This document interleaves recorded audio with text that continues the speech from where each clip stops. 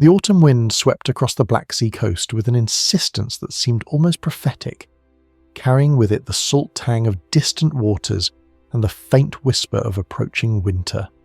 On the 10th day of November in the year of our Lord 1444, two great armies stood poised on the plains near Varna, a modest port city that would soon bear witness to one of history's most decisive and tragic confrontations. The young King Władysław III of Poland and Hungary, barely 20 years old, sat astride his warhorse in the pre-dawn darkness, his breath misting in the cold air as he contemplated the immense Ottoman encampment spread before him like a dark sea of tents and banners. He could not have known, in those final hours before battle, that he was about to participate in what chroniclers would later call our true crusade, a failed enterprise that would forever alter the balance of power between Christian Europe and the expanding Ottoman Empire. The previous year had been one of extraordinary diplomatic manoeuvring, military preparation, and the kind of ambitious planning that characterises moments when history pivots on decisions made in shadowed chambers far from the eventual fields of conflict. To understand how this young monarch found himself facing the veteran armies of Sultan Murad II, we must turn back the pages of time to the complex web of alliances, betrayals, and desperate gambles that characterised the mid-15th century in Eastern Europe and Anatolia. The Ottoman state, which had begun as a modest beylik among many in the fractured landscape of post-Seljuk Anatolia,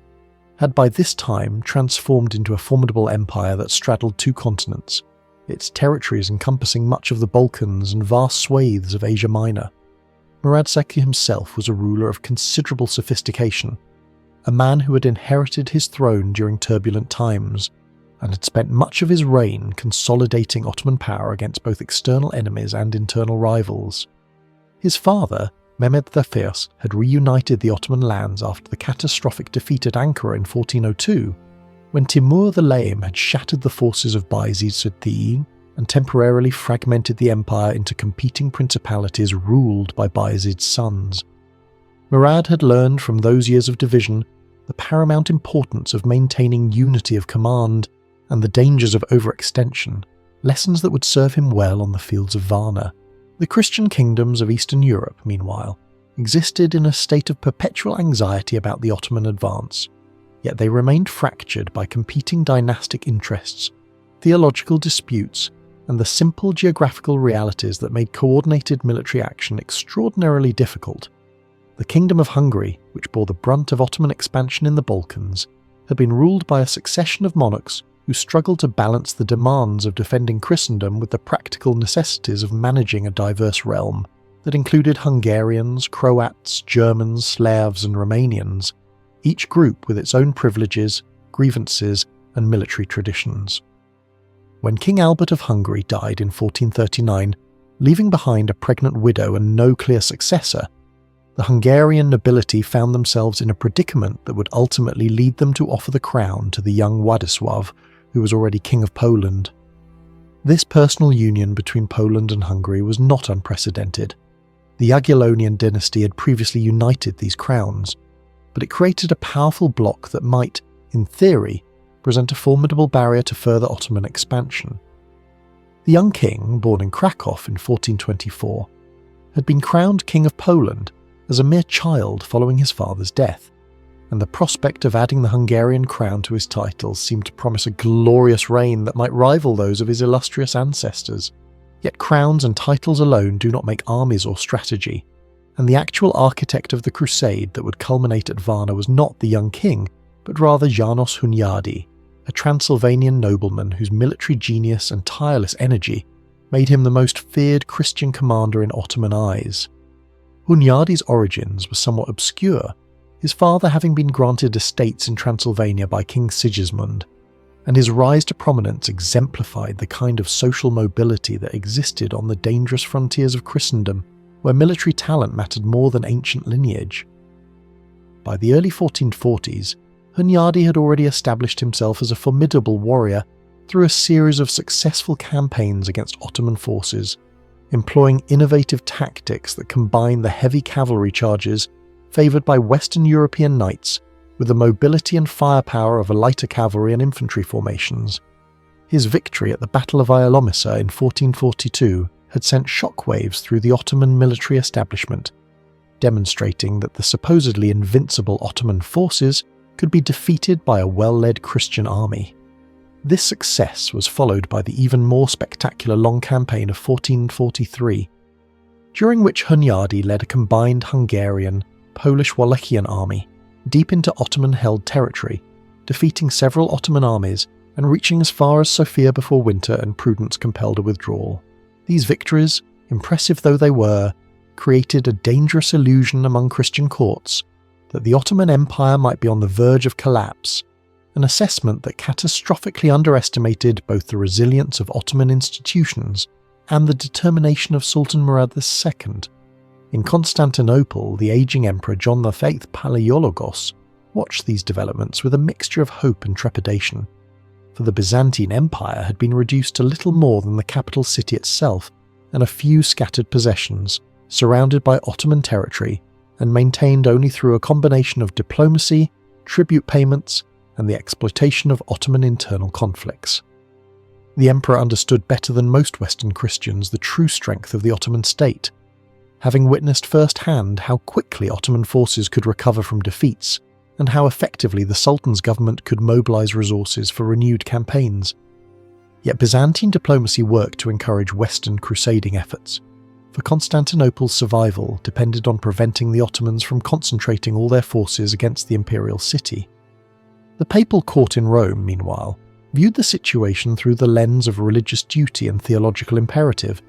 with Pope Eugene IV seeing in Hunyadi's victories an opportunity to launch a new crusade that might reverse centuries of Christian retreat in the east. The diplomacy that led to the Varna campaign was as complex as any military operation,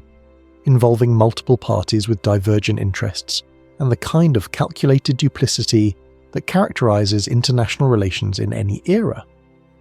In the summer of 1444,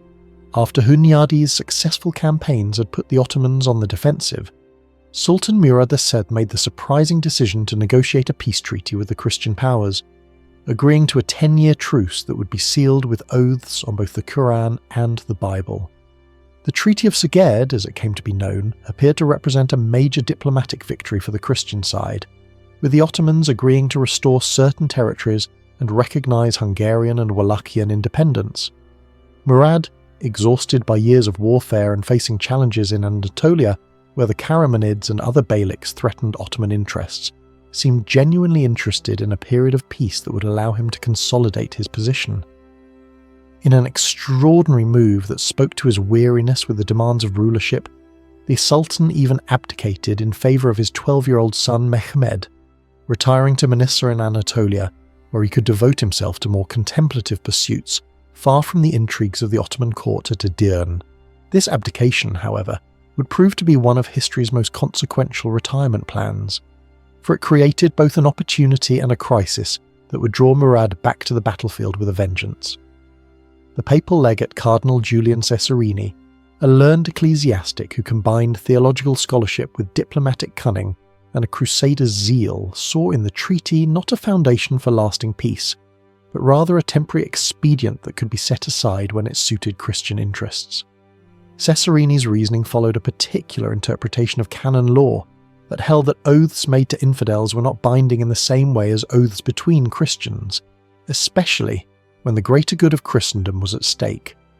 This theological position, which seems deeply cynical to modern sensibilities, was rooted in medieval Christian thought about the nature of promises and the hierarchy of obligations, though even at the time there were Christians who questioned the morality of breaking a solemnly sworn treaty.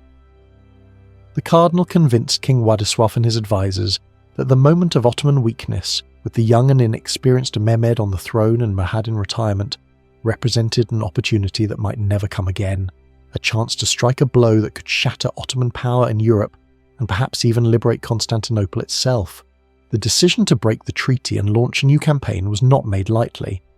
and it divided the Christian leadership in ways that would have profound consequences for the unity of command during the crucial hours at Varna.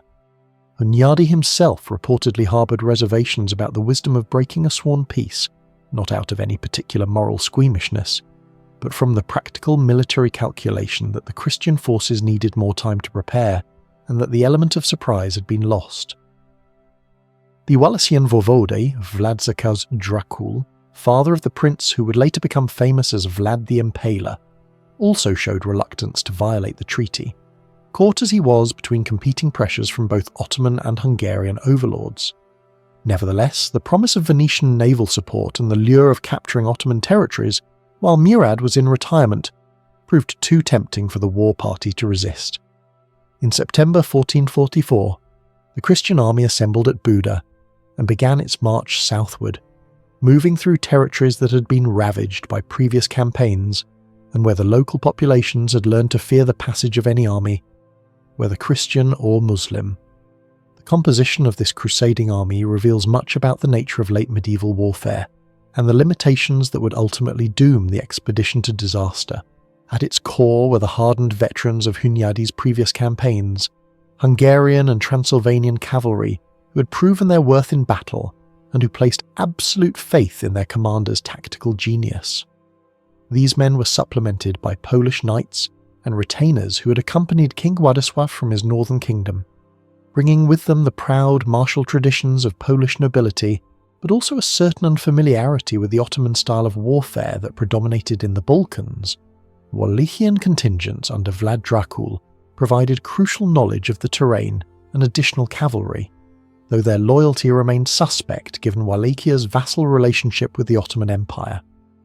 The most problematic element of the crusading force, however, was the disparate collection of adventurers, mercenaries, and true believers who had joined the expedition hoping for plunder, salvation, or glory, men whose discipline and reliability in battle could not be guaranteed. The total strength of the Christian army that marched toward Varna has been estimated by various chroniclers at anywhere from 15,000 to 30,000 men, though precise figures are impossible to determine given the fragmentary nature of the sources and the medieval tendency to exaggerate numbers for dramatic effect. Murad II, receiving news of the broken treaty and the Christian advance, faced a decision that would test every ounce of his political and military acumen. His abdication had been genuine, motivated by a combination of exhaustion, piety, and perhaps a desire to see whether his son could manage the burdens of empire, while the aging sultan still lived to offer guidance if needed. The news that the Christians had violated their oaths and were marching into Ottoman territory with the apparent intention of capitalizing on his absence struck Murad as both a personal insult and a strategic catastrophe that demanded immediate response. In Edirne, the Ottoman court was in turmoil,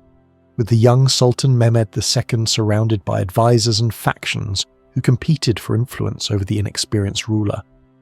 The Grand Vizier Sandallah Halil Pasha,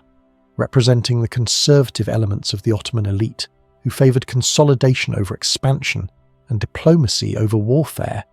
found himself at odds with the more aggressive factions who argued for immediate military response. Messengers were dispatched with all haste to Manisa, covering the considerable distance in record time, carrying urgent appeals for Murad to return and lead the Ottoman armies against this unexpected threat. The former sultan's response to these appeals demonstrated the qualities that had made him one of the most successful Ottoman rulers, combining swift decisiveness with careful strategic planning. Murad understood immediately that the situation was not merely a military crisis, but a test of Ottoman credibility and his own personal honour, for the Christians had calculated that his abdication would leave the empire vulnerable and unable to respond effectively. To prove them wrong, Murad needed to accomplish what seemed almost impossible: gather a large army in Anatolia, transport it across the Dardanelles despite the presence of Venetian naval forces that were supposed to prevent exactly such a crossing, and march north to intercept the Christian army before it could penetrate deep into Ottoman territory or threaten Edirne itself. The logistics of this operation were staggering, requiring the mobilization of the entire Ottoman military system, with its complex combination of standing forces and provincial levies, the requisition of ships and supplies, and the coordination of movements across hundreds of miles of territory. That Murad managed to accomplish all of this in a matter of weeks speaks to the efficiency of Ottoman administrative structures and the loyalty that the Sultan commanded among his military commanders and provincial governors. The Ottoman army that assembled under Murad's command represented the full might of a mature imperial military system that had evolved over more than a century of almost constant warfare. At its heart were the Janissaries, the elite infantry corps recruited through the Devshirme system, by which Christian boys from the Balkans were taken from their families, converted to Islam, and trained to form the most disciplined and effective infantry force in the world at that time. These men, numbering perhaps 5,000 to 8,000 at Varna, were equipped with a combination of traditional weapons and the increasingly important firearms that were beginning to transform battlefield tactics. The Janissaries were trained not just as individual warriors, but as units capable of complex maneuvers and sustained defensive positions, able to hold ground against cavalry charges that would break lesser infantry formations. Supporting them were the sipahi cavalry, provincial warriors who held grants of land in exchange for military service, bringing their own equipment and retainers to form the heavy cavalry that could match anything the Christian knights could field. Beyond these core elements, the Ottoman army included irregular troops, Anatolian infantry, allied contingents from vassal states, and the extensive logistical train necessary to supply and maintain such a large force in the field. As the Christian army marched southward through Bulgaria, they were unaware of the speed with which Murad was assembling his forces and overcoming the obstacles that should have prevented an Ottoman response. The Venetian fleet, which had been promised as a key component of the crusading strategy to bottle up Ottoman forces in Anatolia, failed to materialise with sufficient strength at the crucial moment, a failure that stemmed from a combination of political calculations in Venice, logistical delays, and the Venetian Senate's perpetual balancing act between commercial interests in Ottoman territories and the ideological demands of crusading. Some Venetian galleys did patrol the Dardanelles, and there were skirmishes with Ottoman vessels, but the comprehensive blockade that might have trapped Murad in Asia never materialised. Using a combination of guile, speed, and the extensive ferry infrastructure that the Ottomans had developed precisely for moving armies between their European and Asian territories, Murad managed to transport his army across the straits at multiple points, evading Venetian patrols and concentrating his forces in Thrace. This crossing represented not just a logistical achievement, but a psychological blow to the Christian strategy, for it meant that the Crusaders would face not an inexperienced boy sultan with limited forces, but the full might of the Ottoman Empire under its most capable commander. The forced marches that both armies undertook in late October and early November 1444 were themselves campaigns of endurance that tested the limits of human and animal stamina. Murad, understanding that the Christian army was moving toward Varna with the intention of linking up with promised Venetian naval forces and possibly evacuating by sea if the situation became untenable, drove his army northward with relentless determination, covering distances that seemed almost impossible for a force of 60,000 men with all their attendant supplies and equipment. The Ottoman commissary system, refined through decades of campaigning, provided for the army through a combination of prepositioned supply depots, requisitions from local populations, and the extensive baggage train that accompanied the main force. The Christian army, meanwhile, found its progress slowed by deteriorating weather, difficult terrain, and the sobering realization that they were deep in hostile territory without clear intelligence about Ottoman movements or strength. When advance scouts brought word that a large Ottoman army was approaching rapidly from the south, the Christian commanders faced a critical decision: continue toward Varna and the hoped-for Venetian support, or turn to face the Ottoman army in open battle. The strategic situation that developed as both armies converged on Varna illustrated the fundamental problems that plagued the Christian campaign from its inception. The Crusaders had marched into Ottoman territory with unclear objectives beyond a vague notion of striking a decisive blow while the Sultan was in retirement. But now that Murad had returned and assembled a formidable army, the rationale for the campaign had evaporated. A prudent commander might have sought to withdraw, preserving the army for future operations under more favourable circumstances, but withdrawal is always the most difficult manoeuvre in warfare, especially when laden with the baggage of a crusading expedition and facing an enemy as skilled in mobile warfare as the Ottomans. Cardinal Cesarini, whose diplomatic machinations had helped initiate the campaign, now found himself arguing for battle, insisting that divine providence would favour those who fought for Christ against the infidel. Hunyadi, whose military judgment was normally sound, found himself constrained by the presence of the young king, whose death or capture would be a catastrophe for both Poland and Hungary,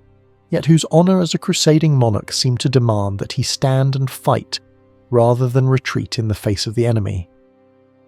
The night before the battle, both camps prepared in their respective ways for the coming trial of arms, engaging in the rituals and practical preparations that soldiers throughout history have used to steady their nerves and ready themselves for combat. In the Christian camp, priests heard confessions and administered the sacraments to men who understood that many of them would not see another sunset, while commanders checked equipment and arranged their forces according to the battle plan that Hunyadi had devised. The Hungarian commander had chosen his position carefully, deploying his army with its flanks protected by marshy ground that would limit the Ottoman ability to envelop the Christian forces, while keeping his best troops in formations that could deliver the devastating cavalry charges that were the signature of Western European warfare. The young king Władysław,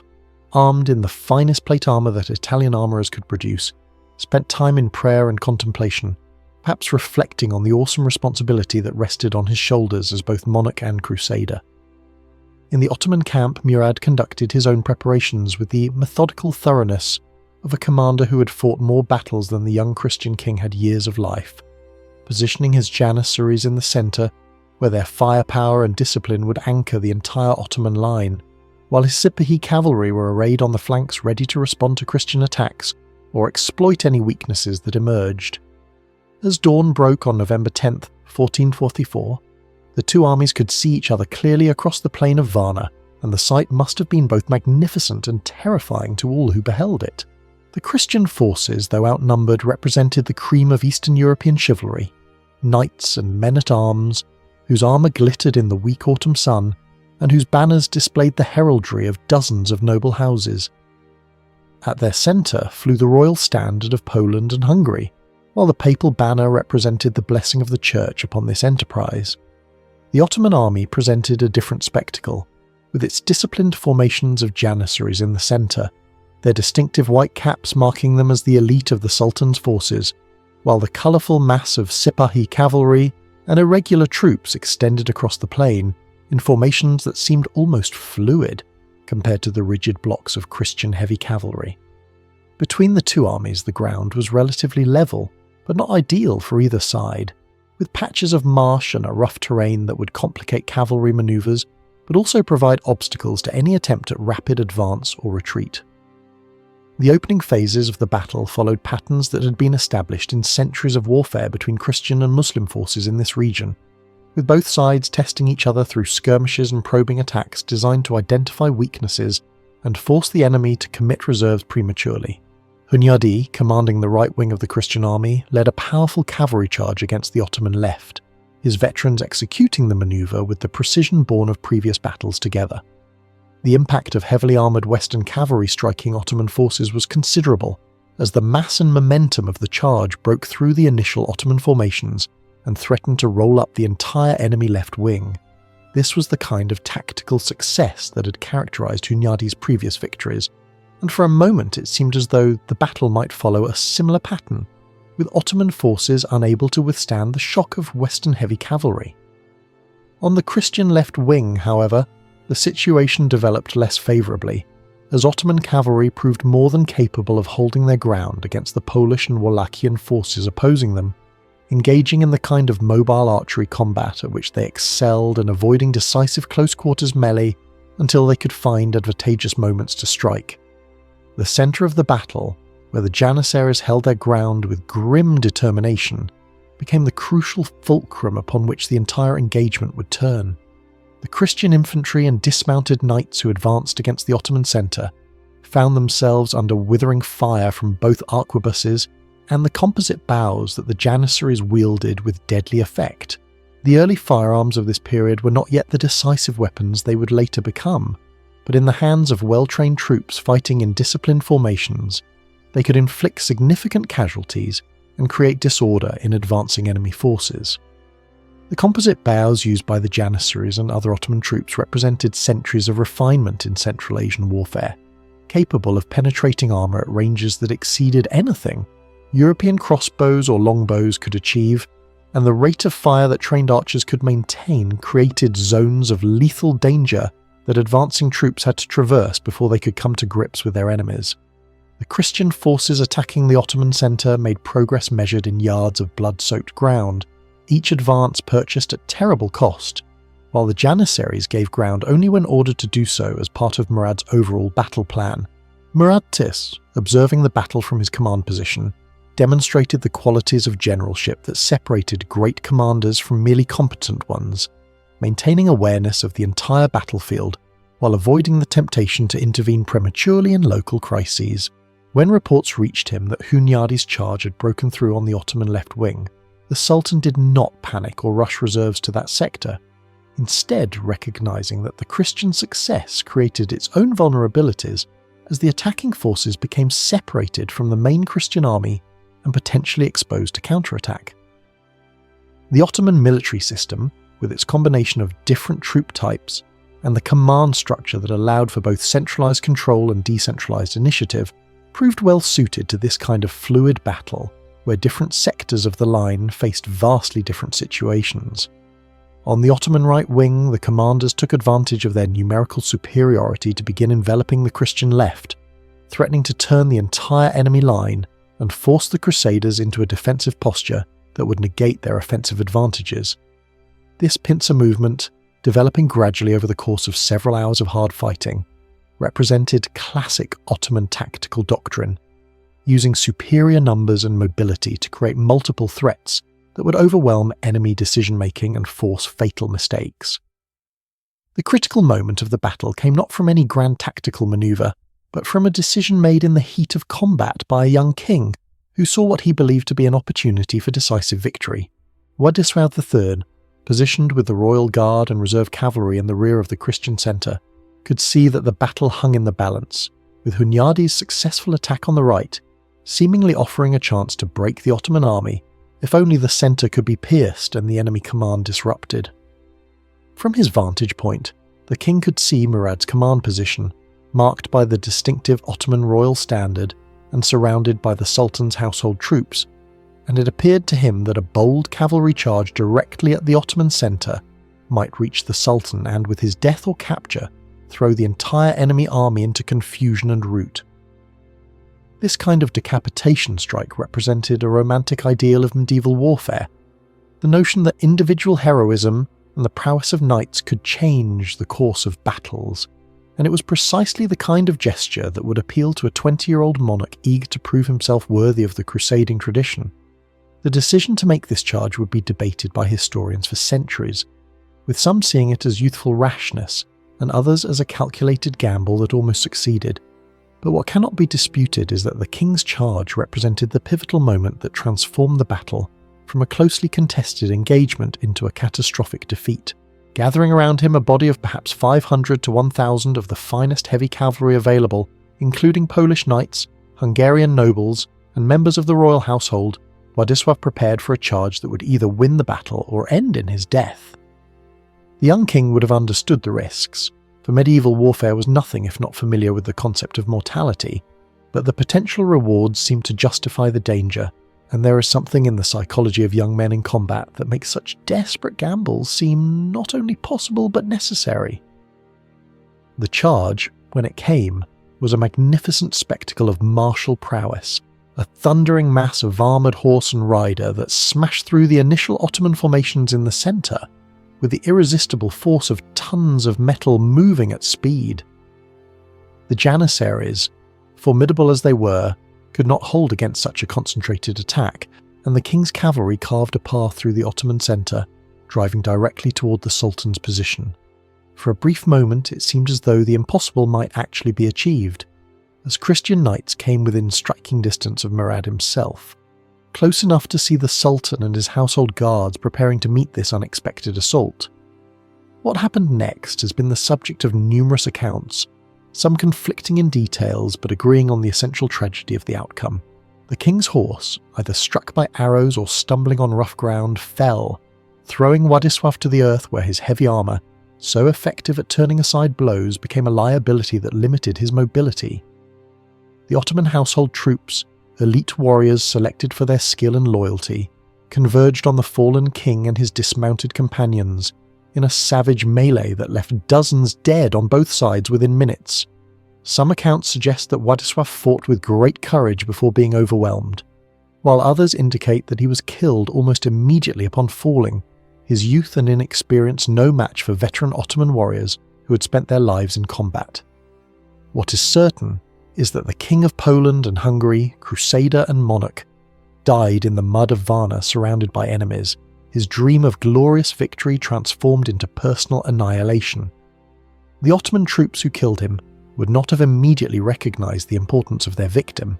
but when the king's armour was removed and his identity established, the realisation spread through the Ottoman ranks that they had achieved a victory of almost incalculable strategic importance. The death of the king marked the effective end of the battle as a contested engagement, though the fighting would continue for hours more, as the various components of the Christian army either attempted to retreat or were surrounded and destroyed. Hunyadi, whose successful attack on the Ottoman left wing had seemed to promise victory just minutes before, now found himself leading a desperate fighting withdrawal as Ottoman forces, emboldened by news of the king's death, pressed attacks from multiple directions. The Romanian voivode's tactical brilliance enabled him to extract a portion of the army from what had become a death trap, but thousands of crusaders were not so fortunate, dying on the field or being captured to face slavery or ransom. The Polish and Hungarian nobility suffered catastrophic losses, with entire families losing their heirs, and the political leadership of both kingdoms decimated in a single afternoon. Cardinal Janissaries, whose theological arguments had provided justification for breaking the Treaty of Szeged and launching the ill-fated campaign, disappeared during the battle, with his fate remaining uncertain, though most accounts suggest he was killed either in the fighting or while attempting to flee. The immediate aftermath of the battle transformed the political landscape of Eastern Europe in ways that would resonate for generations, and arguably contributed to the ultimate Ottoman conquest of Constantinople less than a decade later. The Kingdom of Hungary fell into a succession crisis, with various factions supporting different candidates for the throne, and the nobility bitterly divided over who bore responsibility for the disaster at Varna. Hunyadi himself, though he had performed brilliantly on the battlefield and had opposed the decision to break the treaty, found his reputation tarnished by association with the failed Crusade, though his military skills would eventually see him rise again to become regent of Hungary. Poland faced similar turmoil, with the Jagiellonian dynasty's prestige severely damaged by the loss of their king in what many viewed as a reckless and unnecessary campaign.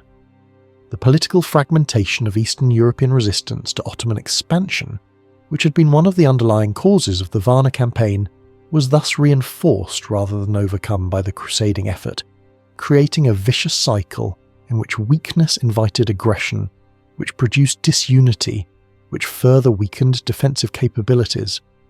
For the Ottoman Empire, the victory at Varna represented both a military triumph and a powerful demonstration of the empire's resilience and the Sultan's personal authority. Murad II, who had sought retirement and peace, had been forced back into active leadership by what he understandably viewed as Christian treachery in breaking a solemnly sworn treaty, and his success in destroying the crusading army vindicated his decision to return and validated the Ottoman military system that he had helped to develop. The young Sultan Mehmed II, who would later earn the epithet the Conqueror for his capture of Constantinople, received an object lesson in both the demands of rulership and the effectiveness of Ottoman military power when properly led and deployed. The Devshirme system that produced the Janissaries, the sipahi cavalry system based on land grants, the administrative structures that enabled rapid mobilization and sustained campaigns, all of these had been tested against a major Christian crusading army and had emerged victorious. The battle also sent a clear message to the Byzantine Empire and other Christian states in the region that Ottoman power was not in decline and that the window of opportunity for reversing Ottoman expansion had closed, if indeed it had ever truly been open. The propaganda value of Varna for Ottoman legitimacy and prestige extended far beyond the immediate military and political consequences, entering into the cultural memory of the empire as one of its defining victories. The story of how Murad had returned from retirement to defend the empire against treaty-breaking crusaders who had thought to exploit his absence became a narrative of duty, honour, and divine vindication. Ottoman chroniclers and poets celebrated the victory in works that emphasized both the martial prowess of Ottoman forces and the moral dimension of a just war against perfidious enemies who had violated their oaths. The severed head of King Władysław, displayed on a pike on the battlefield according to some accounts, served as a gruesome symbol of what awaited those who challenged Ottoman power, while the capture of the papal banner and other Christian standards provided tangible evidence of victory that could be paraded through Ottoman cities. These cultural products of the battle helped to consolidate an Ottoman identity that combined religious duty with imperial destiny, viewing the expansion of Ottoman territory not as mere conquest, but as the fulfillment of a divinely ordained mission to extend the domains of Islam. The European response to the disaster at Varna revealed the fundamental limitations of the crusading ideal in the late medieval period, when the ideological unity of Christendom had long since fractured into competing national and dynastic interests. Pope Eugene IV, who had supported the Crusade and whose legate had been instrumental in organising it, faced criticism from those who questioned the wisdom of breaking the Treaty of Szeged and the theological justifications that had been offered for doing so. The failure of the Venetian fleet to prevent Ottoman forces from crossing into Europe became a source of recrimination, with some accusing Venice of deliberately sabotaging the Crusade to protect its commercial interests in Ottoman territories. The inability of Western European powers to provide significant support for the Crusade demonstrated the growing disconnect between the rhetoric of crusading, which remained powerful in European culture, and the practical realities of late medieval politics, where dynastic wars and internal conflicts consumed resources that might otherwise have been directed toward defending Christendom's eastern frontiers.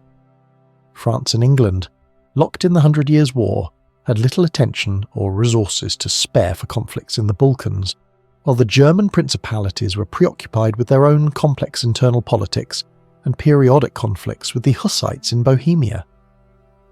The long-term strategic consequences of Varna extended well beyond the immediate political disruptions, establishing a pattern of Ottoman dominance in the Balkans that would last for centuries and fundamentally altering the trajectory of European history. With the major crusading effort defeated and the Hungarian kingdom weakened,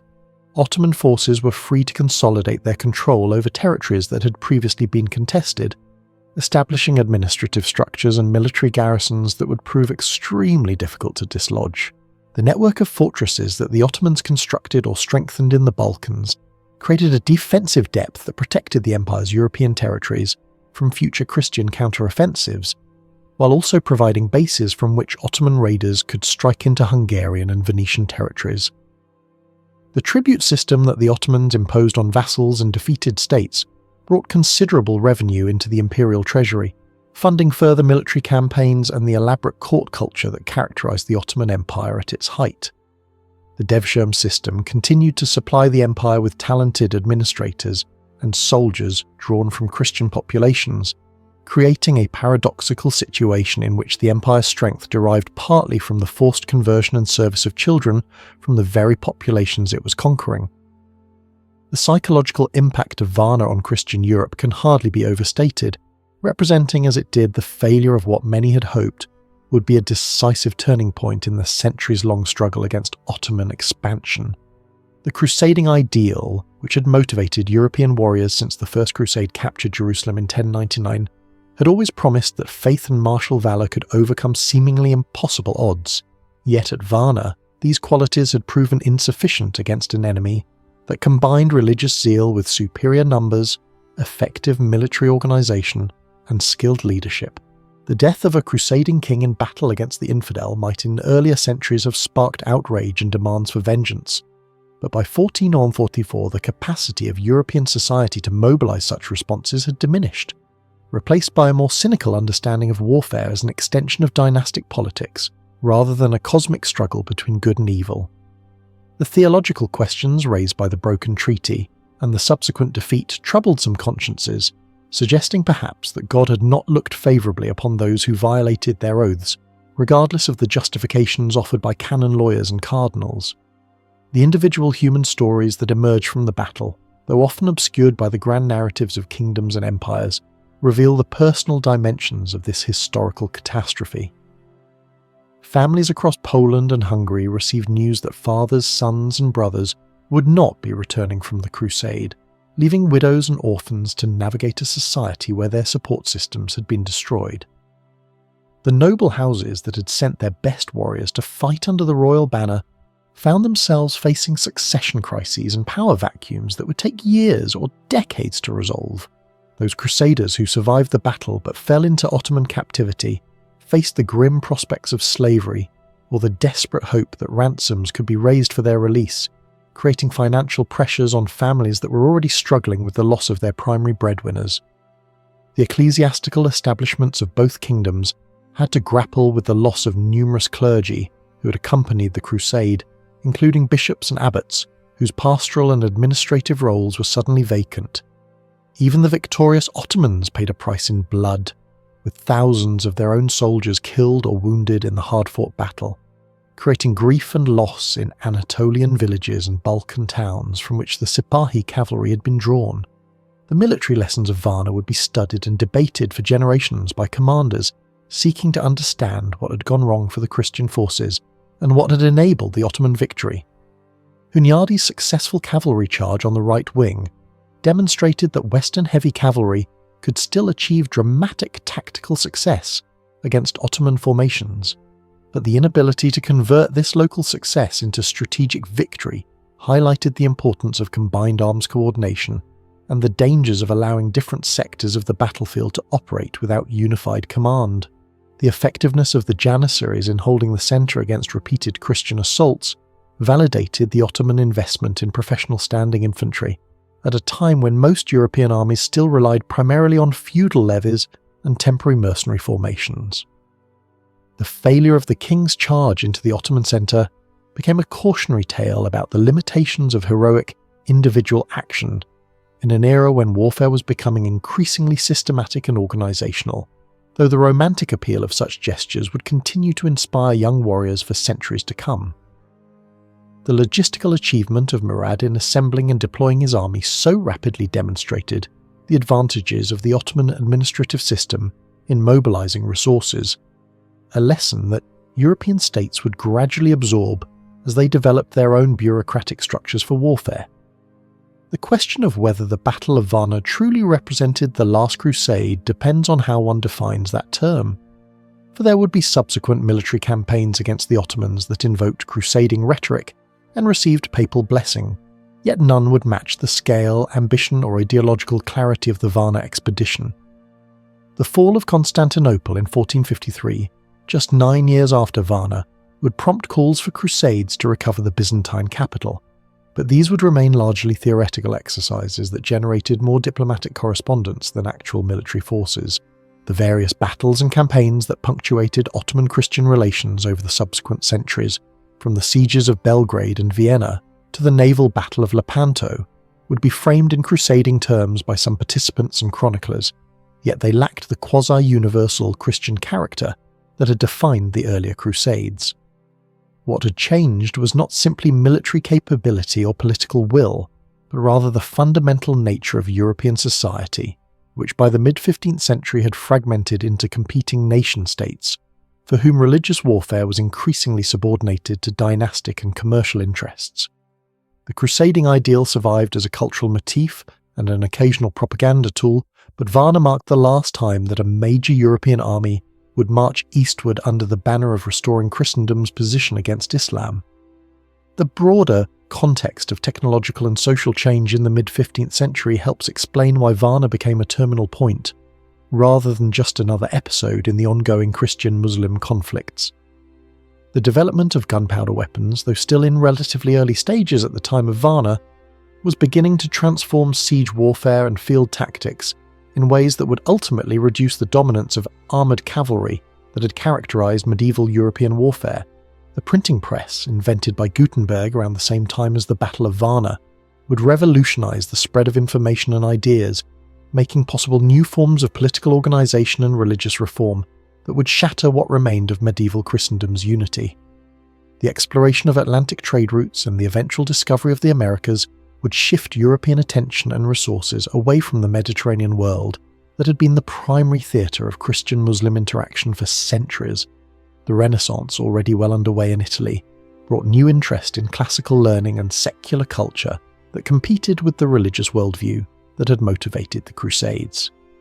These transformations were not caused by the battle itself, but Varna occurred at a historical moment when multiple trends were converging to mark the transition from the medieval to the early modern world. The reign of Mehmed Ataun, who had returned to the throne after his father Murad's death in 1451, demonstrated how the victory at Varna had created conditions for the most dramatic Ottoman achievement of the century. The conquest of Constantinople in 1453 was made possible in part by the weakening of potential Christian resistance that Varna had accomplished, with Hungary unable to provide significant assistance to the Byzantine capital, and the other Christian powers too divided and distracted to mount an effective relief effort. The massive cannon that Mehmed employed to batter down the ancient Theodosian walls represented the same kind of technological adaptation that the Ottomans had shown in their deployment of firearms at Varna, combining traditional military virtues with innovative techniques and equipment. The transformation of Constantinople into Istanbul and its establishment as the Ottoman capital created a symbolic reversal of centuries of Christian dominance in the Eastern Mediterranean, with the great cathedral of Hagia Sophia converted into a mosque and the last remnants of the Roman Empire definitively extinguished. These achievements would have been far more difficult, perhaps impossible, had the crusading army prevailed at Varna and established a Christian military presence capable of threatening the Ottoman heartland. The historiographical treatment of the Battle of Varna has evolved over the centuries, reflecting changing perspectives on crusading, Ottoman history, and the nature of cultural conflict between Christianity and Islam. Early Western European chronicles tended to portray the battle as a tragic defeat, caused by youthful rashness and the violation of sacred oaths, with the death of King Władysław serving as divine punishment for the sin of treaty breaking. Ottoman historians celebrated Murad's victory as evidence of the empire's strength and the righteousness of its cause, emphasizing the Sultan's wisdom and the courage of Ottoman soldiers. Later, nationalist historians in Hungary and Poland incorporated Varna into narratives of national struggle against foreign oppression, sometimes obscuring the complex political and religious motivations of the original participants beneath layers of an anachronistic patriotic sentiment. Modern scholarship has attempted to understand the battle in its full historical context, examining the military, political, economic and cultural factors that led to the confrontation and analysing the battle itself with attention to tactics, logistics, and the individual decisions that shaped the outcome. This more nuanced approach recognises that neither side possessed a monopoly on virtue or villainy, and that the clash at Varna represented the collision of two expanding political systems, each with its own legitimacy and logic. The physical landscape of the battlefield itself has changed dramatically over the centuries since 1444, with modern development obscuring many of the features that shaped the fighting and making it difficult for visitors to visualize the events that unfolded there.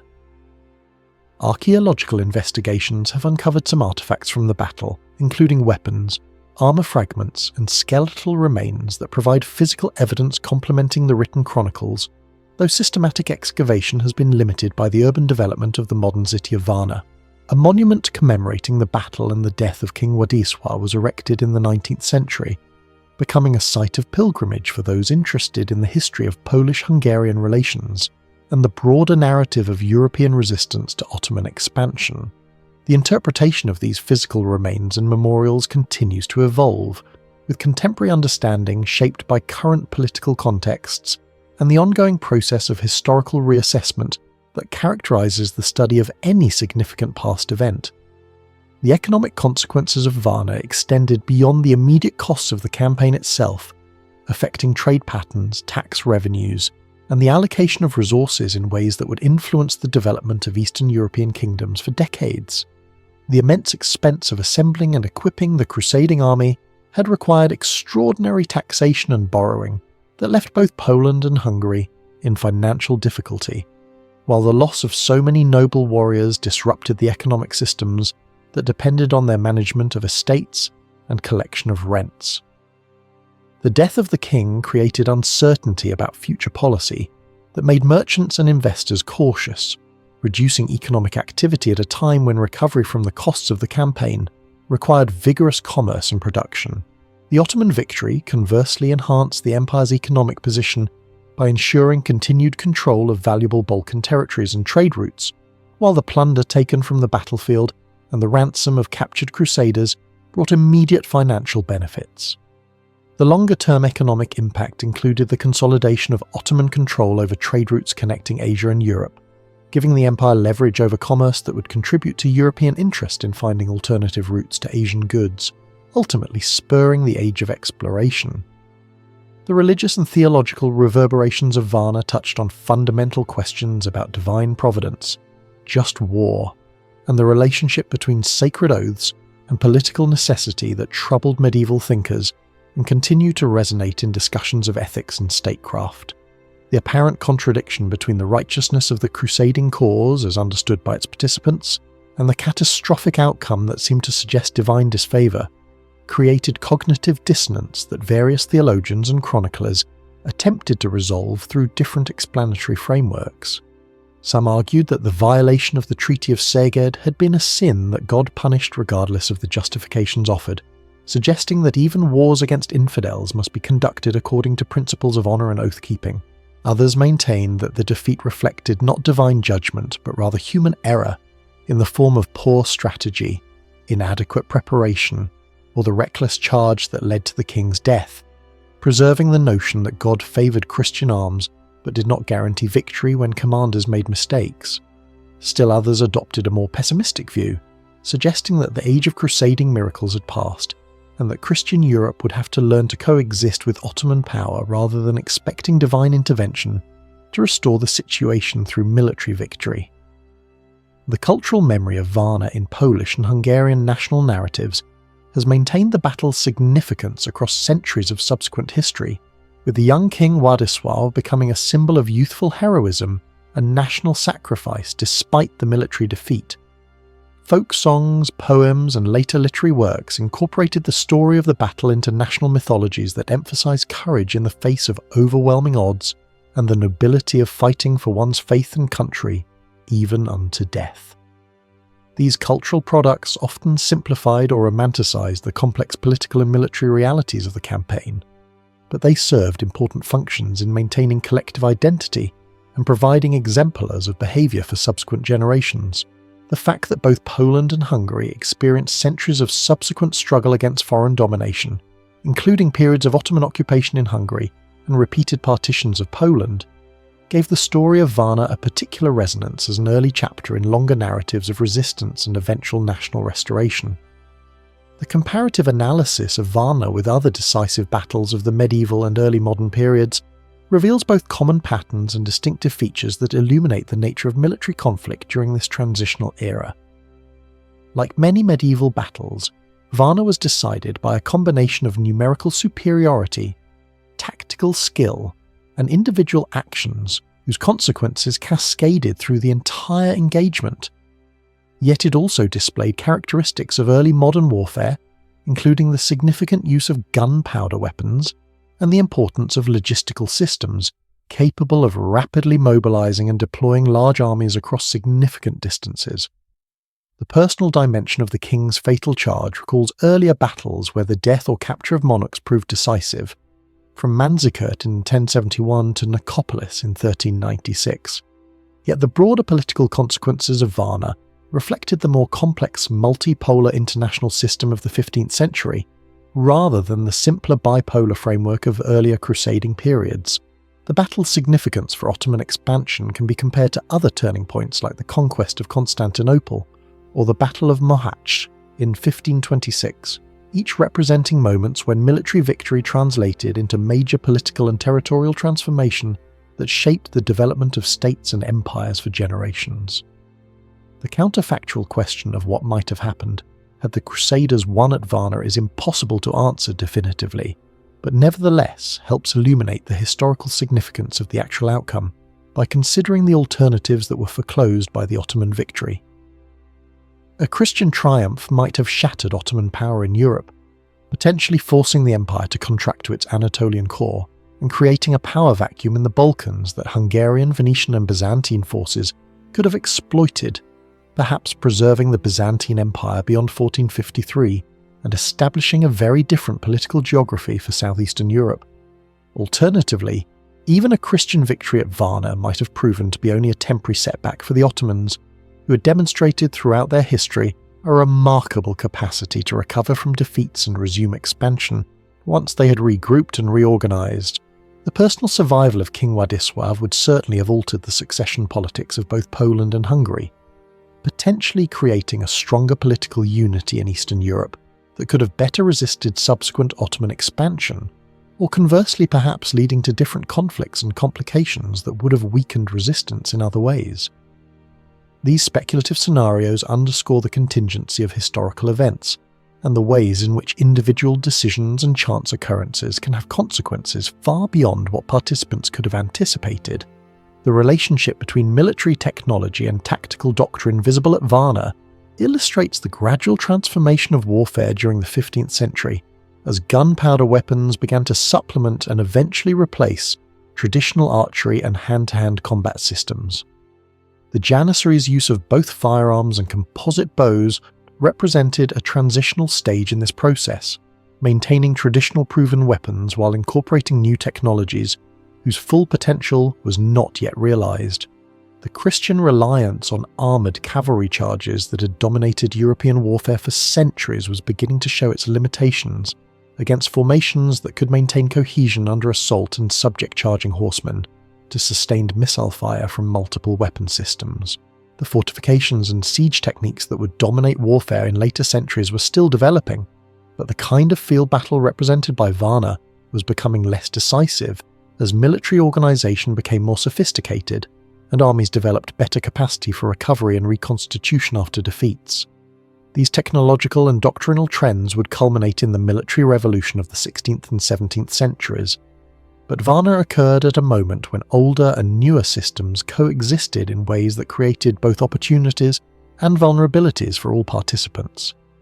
As the sun set on that terrible November day in 1444, the field of Varna was covered with the dead and dying of both armies, the sounds of battle replaced by the groans of the wounded, and the methodical work of those gathering plunder and searching for survivors worth ransoming. The young king who had ridden out that morning with such hope and confidence lay dead somewhere in the carnage, his body soon to be desecrated as a trophy of Ottoman victory, his dreams of crusading glory transformed into a cautionary tale about the costs of ambition and the unpredictability of war. The veteran commanders who survived, like Hunyadi conducting his fighting withdrawal, carried with them both the tactical lessons of the battle and the psychological burden of having participated in a catastrophe that would reshape the political landscape of Eastern Europe. The common soldiers on both sides, whether returning home to celebrate victory or limping away from defeat, had experienced the ultimate reality of medieval warfare, where individual human lives counted for little against the grand movements of armies and the will of rulers. The consequences of their collective effort and suffering would echo through the centuries, making the Battle of Varna not merely another forgotten clash, but a genuine turning point that marked the end of one historical era and the beginning of another, the final exhalation of the crusading dream and the definitive proof that the future of Eastern Europe would be shaped by Ottoman power for generations to come.